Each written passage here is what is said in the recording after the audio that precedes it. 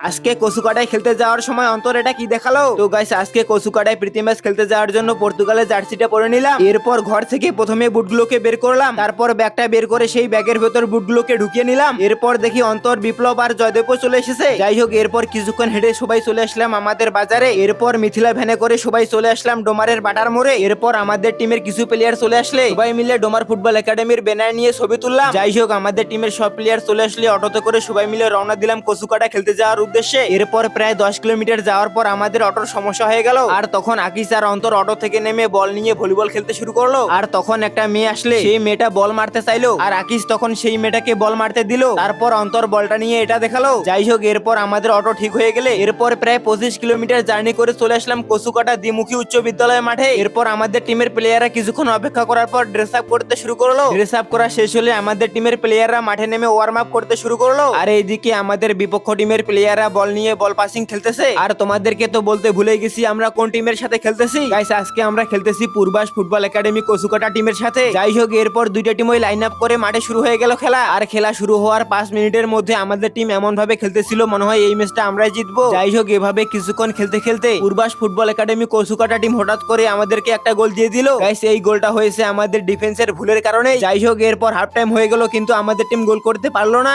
এরপর হাফ টাইমের পর আবার মাঠে খেলা শুরু হয়ে গেলে আমাদের টিম গোল দেওয়ার জন্য অনেকগুলো অ্যাটাক করতেছে কিন্তু গোল দিতে পারতেছে না। যাই হোক, এরপর খেলতে খেলতে সন্ধ্যা হয়ে গেলে আমাদের টিম 1-0 গোলে ম্যাচটা হেরে গেল।